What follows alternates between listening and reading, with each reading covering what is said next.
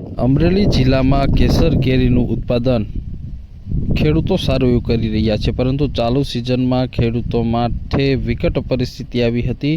વાવાઝોડું અને કમોસમી વરસાદને કારણે ખેડૂતોનો કેસર કેરીનો પાક 80% જેટલું પાક નુકસાની પહોંચી છે। 80% જેટલી પાક નુકસાની પહોંચતા ખેડૂતો મુશ્કેલીમાં મુકાયા છે।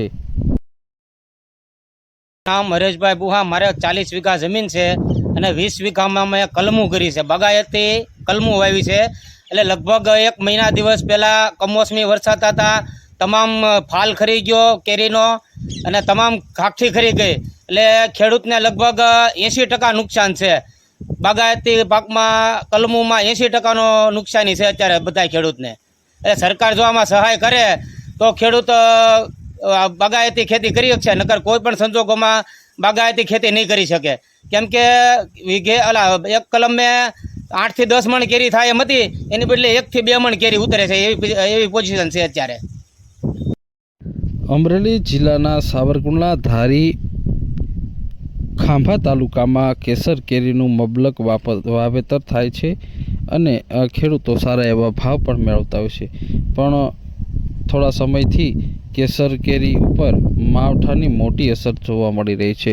ગ્લોબલ વોર્મિંગ, સતત બદલતા હવામાનને કારણે કેસર કેરીના ઉત્પાદનમાં આ અસરો જોવા મળી છે। ધારી, ખાંભા, સાવરકુંડલા તાલુકાના ગ્રામીણ વિસ્તારોના જે ખેડૂતો બાગાયતી પાક કરે છે, જે ચિંતિત જોવા મળી રહ્યા છે। એક આંબામાં જે 8 થી 10 મણ કેરીનો ઉતારો આવવાનો હતો, તેના બદલે હાલ ઉતારો ખૂબ જ ઘટી ગયો છે અને 10% 20% ઉત્પાદન કેસર કેરીનું મળી શકે એવી શક્યતા છે। ફળ આવ્યા પછી ખેડૂતોએ આંબાના ઇજારા આપ્યા હતા અને પછી વાતાવરણ બદલાવાના કારણે આંબામાં આવેલા ફૂલ ખરી ગયા હતા, તો સાથે જ વરસાદ પડવાને કારણે નાની કાચી કેરી હતી જે ખરી પડી હતી અને જેના કારણે ખેડૂતો મુશ્કેલીમાં મુકાયા છે।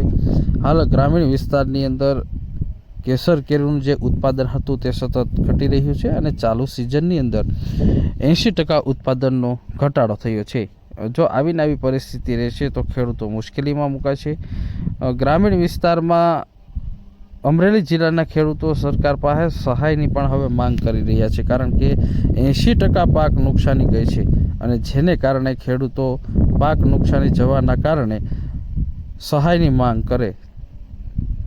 હાલ કેસર કેરીના ભાવમાં પણ ઘટાડો થયો છે, 1100 થી 1200 રૂપિયા 10 કિલો બોક્સના બોલાઈ રહ્યા છે।